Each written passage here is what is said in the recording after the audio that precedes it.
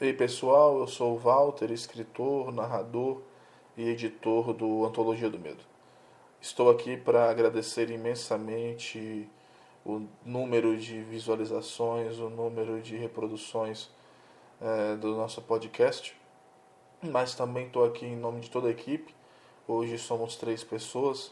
João Pedro está lá no Instagram, podcast Antologia do Medo, criando cada vez mais conteúdo, a gente junto para fazer com que vocês tenham mais imersão dentro das nossas histórias, e o Abraão fazendo artes espetaculares para que vocês tenham mais conhecimento sobre o nosso universo, não só de áudio, mas também de uma maneira visual. O nosso projeto é crescer muito mais, ter muito mais materiais e expandir esse universo de terror para muitos outros ambientes. Mas para isso precisamos de vocês. No Spotify, no Google, no Pocket Casts, no Overcast, no Apple Podcasts, no YouTube. Favorite, deem joinhas, estrelinhas, comentem, falem bem de nós, para que essas plataformas possam nos indicar. No Instagram, mande seu feedback, conversa com a gente, curta as nossas postagens, falem lá para o Abraão como a arte dele é legal, porque isso ajuda muito a gente a crescer. Também nos ajuda muito saber que vocês estão curtindo e estão apreciando o nosso trabalho. Nós queremos fazer uma coisa grande, queremos fazer uma coisa de qualidade para todos vocês, e esse retorno com certeza vai nos ajudar a alcançar objetivos cada vez maiores. Então, em nome de toda a equipe, o nosso muito obrigado e aprecie o terror. Me ajude. Essa mensagem surgiu no baixo ventre de Alves, no final da 8ª recitação do exorcismo que executavam sobre seu corpo. Isso, ao mesmo tempo, trouxe alívio e dúvidas ao coração do padre e de Choupana Velha, pois depois de uma semana de total silêncio da parte daquele homem subjugado pelos espíritos dos 3 reis que possuíam seu corpo, agora ele se comunicava de alguma forma, chegando eles mesmos a pensar em algum momento que algo de pior havia acontecido, já que apenas os 3 reis demonstravam que estavam ali, não dando espaço para que Alves se revelasse vivo em nenhum momento até agora. Era a hora mais cruenta do exorcismo essa. Não saber se o humano está de fato vivo ou morto. Esperar apenas pelo resultado quando tudo terminasse para saber se foram ou não derrotados. Pois mesmo tendo levado para fora o inimigo, ele tinha conseguido atingir a carne humana com sua maldade, de alguma forma. Mas aquele momento era tranquilizador. Apesar do questionamento de o quanto sofria Alves ali dentro e como ele estava em seu próprio interior.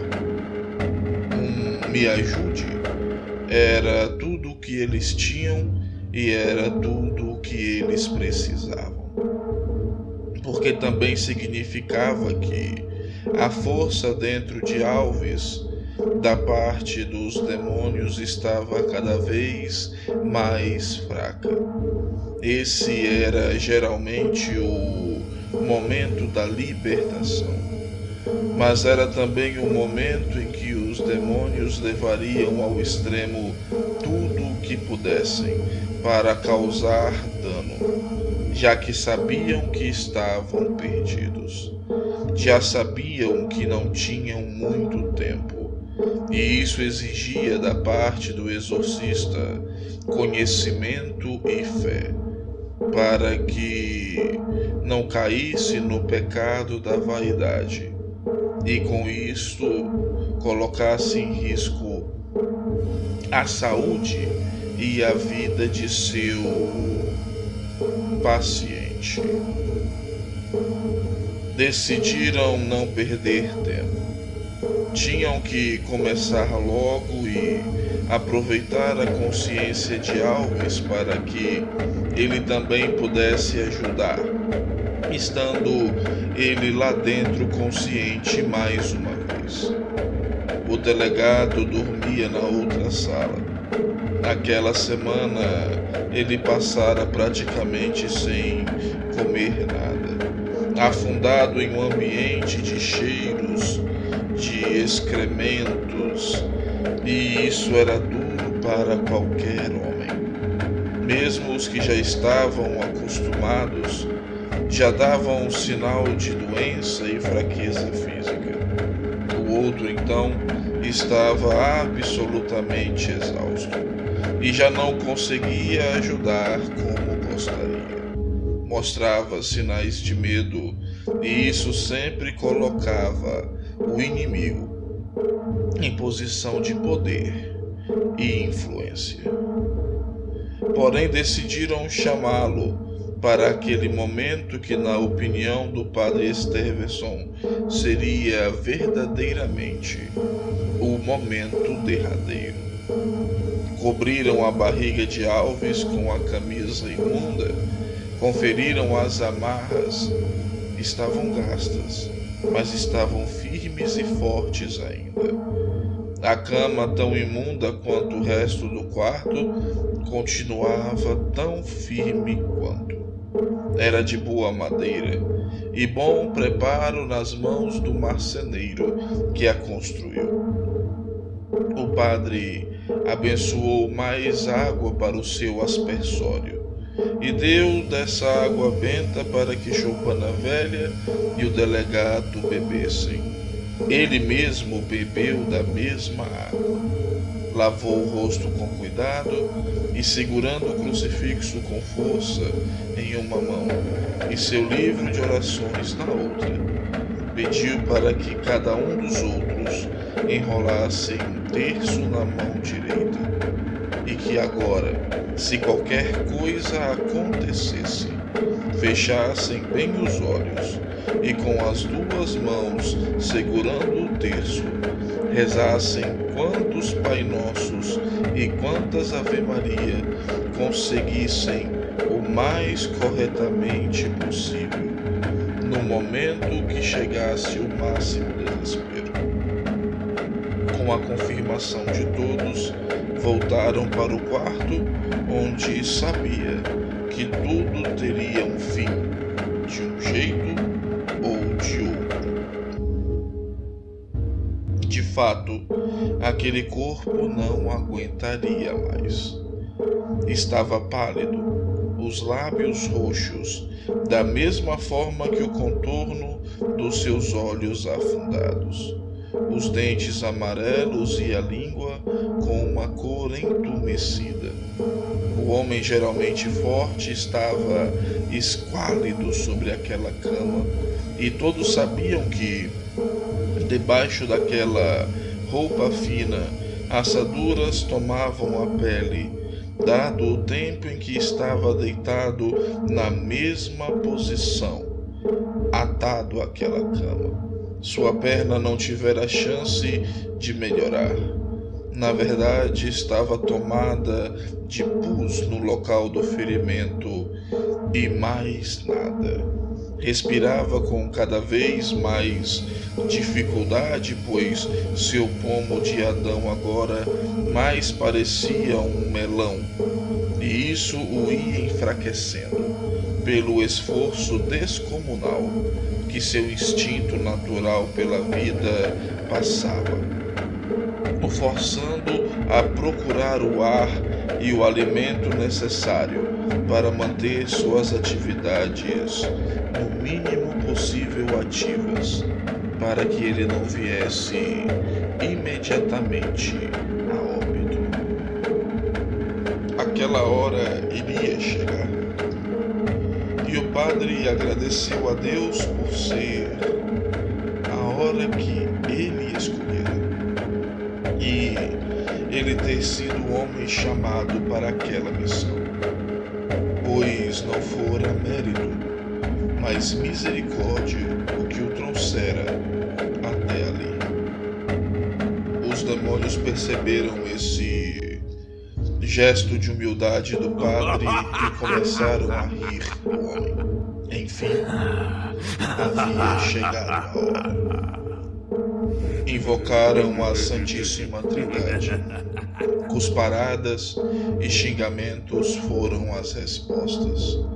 Clamaram com salmos a intervenção dos céus, e nesse momento eles cantavam, sem letra, sem palavras, apenas uma melodia muito própria, enquanto as palavras eram ditas pelo padre. Os olhos de Alves viravam para cima, e a íris ia fugindo das órbitas até quase estourar as veias do globo ocular de tão puxadas que elas eram para cima. E nesse momento o padre os impedia com jorros de água benta. O barulho de água gelada caindo sobre uma brasa quente e interminável. Mais xingamentos. Maldições da parte dos demônios que falavam ao mesmo tempo, tornando suas palavras quase que incompreensíveis, pois um queria passar por cima do outro, ossos estalando, cama batendo, até que tudo silenciou.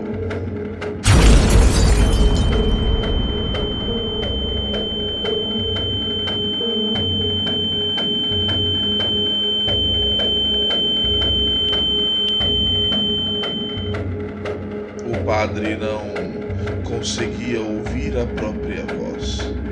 Tampouco conseguia ouvir Choupana Velha e o delegado. Um barulho nos ouvidos, contínuo e ensurdecedor, crescente, depois de um estrondo de explosão que fez tudo tremer. A viatura do delegado se aproximou do quarto e explodiu a poucos metros da parede onde eles estavam. O padre tentava continuar falando, mas a fé do delegado pareceu fraquejar. E isso abriu uma brecha.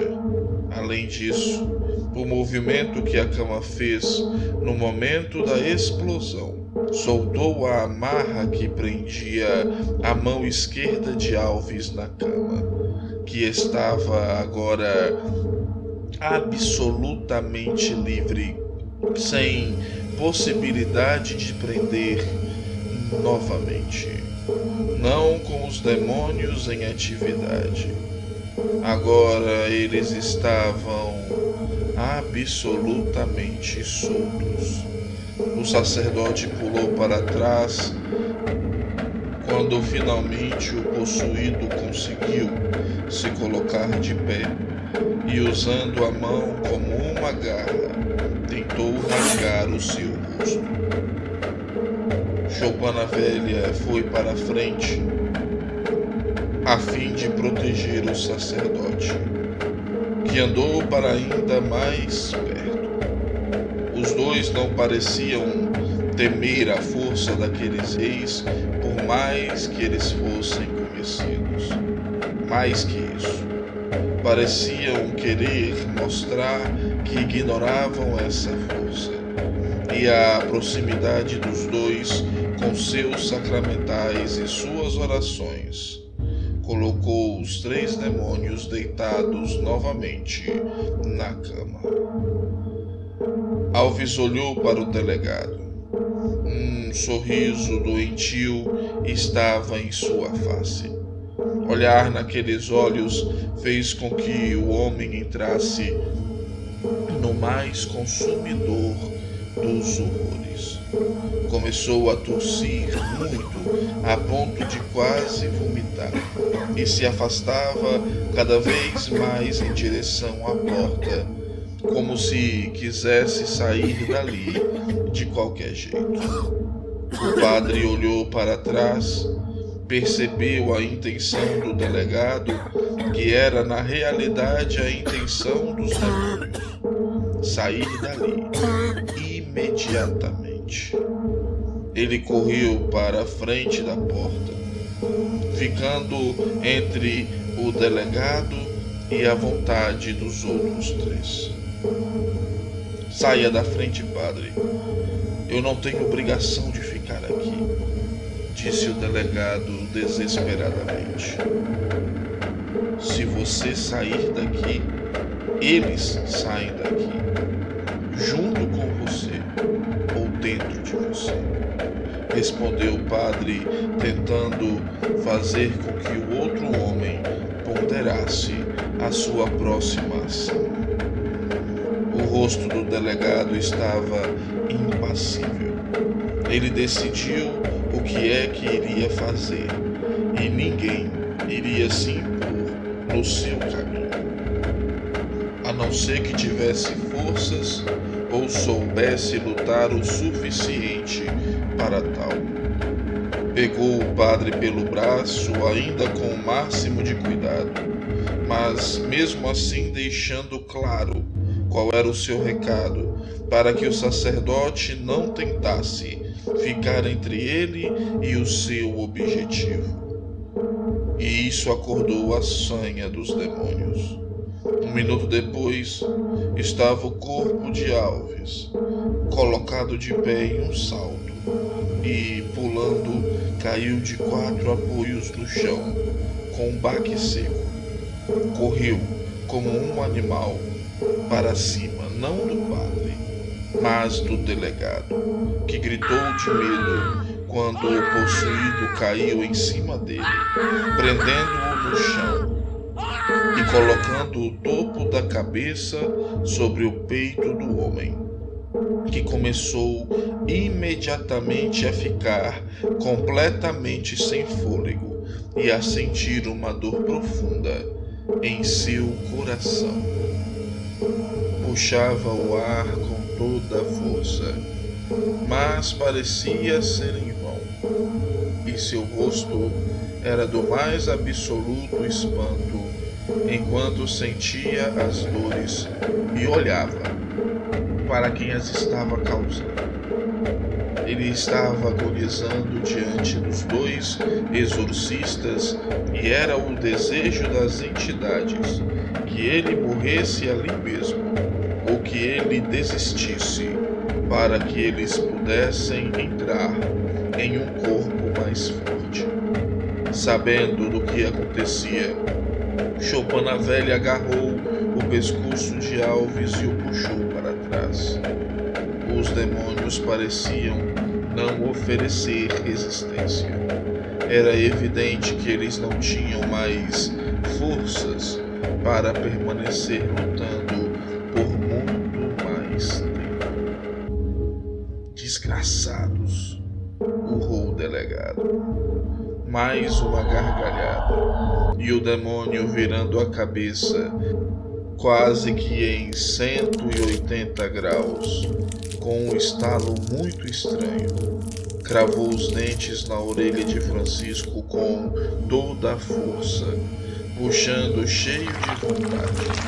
E o velho, sem condições de continuar puxando o corpo, o largou e tentava estancar o fortíssimo sangramento que partia da metade da sua orelha, que permanecia colada à sua cabeça, já que a outra metade estava sendo engolida pelo corpo de Alves. Padre Stevenson começou a ver em um instante todas as ações indo por água abaixo e todas as suas intenções se transformarem no contrário.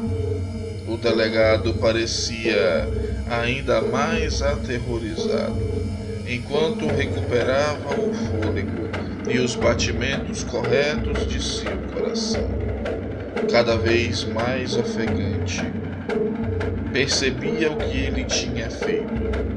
E agora, com a sua consciência retornando à normalidade, percebia que por sua causa Choupana Velha estava gravemente machucado.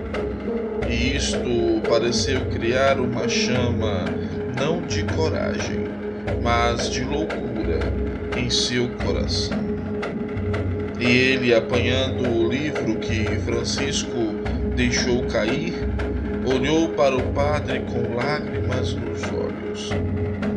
E eles continuaram a oração, agora invocando a São Miguel Arcanjo. E naquele momento os olhares dos demônios se colocaram sobre ele novamente. Correram para cima do delegado, mas ele se contentou em continuar respondendo e a mostrar o terço que tinha em sua mão. Era um terço de madeira com corda preta e a gravura da face de Padre Pio estampado na medalha que separava o início do terço das dezenas. Outro padre. Esse do terço é forte demais para nós, confessou o corpo, escapando para trás. O delegado segurou a medalha que mostrava o rosto de Padre Pio e, ainda rezando, andava na direção do possuído, fazendo-o voltar para a cama. Furioso, o corpo de Alves puxou um pedaço da madeira de lei, da qual era feita o pé da cama, arrancando quase a metade do mesmo, e arremessou para cima dos três, que pularam, um para cada lado. Tentou investir novamente e, num gesto desesperado, o delegado jogou sobre o corpo o terço. Tomados de um terror genuíno, eles correram para um canto do quarto, ficando dessa maneira acuados, como se fossem um animal fugindo da caçada. Choupana Velha se levantava, segurando na mesa onde estavam os utensílios do padre, que agora dava para os vários pedaços de madeira pregados à parede, tampando o que antes era uma janela que se quebrou diante da outra manifestação daqueles demônios. E agora voltava calmamente a rezar, tirando a mão da orelha que ainda sangrava, mas não tão copiosamente como antes. O delegado se aproximou e os rosnados ficaram ainda mais fortes. Mas ele apenas pegou seu terço de volta e retornou com cuidado para não virar as costas para o maligno, que só esperava que ele fraquejasse mais uma vez para causar ainda mais dano naquela situação tão desgostosa. A porta estava fora de cogitação e os três oravam com cada vez mais força e vontade. Falar que mataria Alves se não parassem não surtia efeito na vontade dos três. E Padre Steverson e Choupana Velha tinham coragem e suficiente experiência para não sentir medo e usar do nome de Padre Pio para causar terror nos demônios e impedir que os reis torturassem a carne de Alves, a fim de fazer com que eles tivessem que parar com o exorcismo. Iniciaram a invocação à Santíssima Virgem, momento crucial para a finalização do exorcismo, pois ouvi falar de uma humana que em nada teve a ver com suas obras. Era um momento de fúria e humilhação muito grandes para a figura maligna, e o poder que o nome de Maria trazia ao ser proclamado calava os xingamentos e colocava os demônios como que em uma espécie de coleira, para então serem definitivamente expulsos com invocação do poder da Igreja e do nome de Jesus.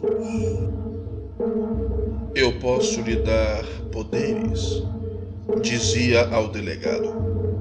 Desde o começo, eles só trouxeram você aqui para lhe usar. E por qual motivo? Para parar a nós. Eles pensam em nós e não ligam para você. Eu me importo com você. Sei o que quer e o que deseja. Sua filha pode falar com você de novo. Não fale de minha filha, gritou o delegado, se irritando novamente. Aquela prostitutazinha? Por que não? Ela me serve na cama de tantos que chamam por nós atrás de carne fácil. Riu dizendo isso, pois sabia que estava reencontrando um caminho. Malditos, vão voltar para o inferno. Vou cuidar disso, urrou o delegado em resposta. Não converse com eles.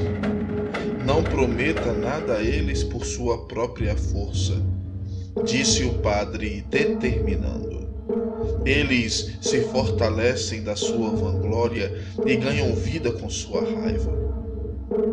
O padre chamou ao lado e falou ao seu ouvido: eles sabem o que atinge você e crescem quando você mostra que eles estão conseguindo. Mas eles estão falando da minha filha. O que você acha que eu devo fazer? Parecia impossível para o delegado pensar em outra coisa a não ser o revide. O que melhor você pode fazer por ela todos os dias de sua vida? Cuidar dela e entregá-la à misericórdia do nosso Deus. Eles não poderão tocá-la se estiver protegida pelas mãos do Altíssimo. Então quer dizer que você vai orar pela vadia? Calou-se. Um cântico que Choupana Velha começou a entoar. Era a letra e uma melodia do Salmo 23 em gregoriano. E nem mesmo os reis conseguiram não ficar calados diante daquele voto de confiança. O corpo de Alves tremeu, e tremeu mais como se ele estivesse sofrendo espasmos. Aproveitando, o padre começou a invocar o poder da igreja. Agora calado, a face de medo se estampava no rosto de Alves, como se aqueles movimentos não lhes pertencessem, como se estivessem se soltando, mas lutando para ficar ali dentro. Os demônios ainda estavam no canto da parede, ainda estavam tentando balbuciar, mas não tinham mais esperança. O delegado pedia perdão pela sua raiva e pedia pela alma de sua filha e pela saúde de sua família. Assim começou a cantar um outro cântico, pedindo essa proteção. E agora sim, o animal estava realmente acuado. Não tinha a quem procurar. O padre chegou ao final da oração. se aproximou do corpo que se contorcia, e eles não tinham mais controle para afastá-lo. E o padre, sabendo da vitória, terminaria a oração com a sua estola roxa encostada à testa de Alves. As duas lâmpadas do quarto estouraram, e foi possível ouvir as lâmpadas do corredor estourando também. Tudo ficou escuro e um vento que só poderia estar saindo de dentro de Alves começou a zunir dentro do quarto. Mas isso não fez com que o padre parasse. Ele continuava rezando, e Choupana Velha e o delegado cantando até o momento em que o padre fez a última invocação, puxando o delegado para perto de si, para que pudessem os dois ler o que estava escrito no livro de orações. Delegado e Choupana Velha disseram em uníssono: "E com o vosso espírito." O vento cessou, da boca de Alves escorreu algo como que um mingau muito branco e muito gosmento. "Reze comigo, irmão", pediu o padre sem dar atenção a isso. E Alves, usando as últimas forças que tinha, repetia fracamente cada palavra do credo niceno-constantinopolitano e desmaiou logo após terminar. Eles deveriam esperar Alves acordar agora, dar-lhe um bom banho e comida boa e quente, porque agora, quando ele abrisse os seus olhos novamente, Rodrigo era um homem livre.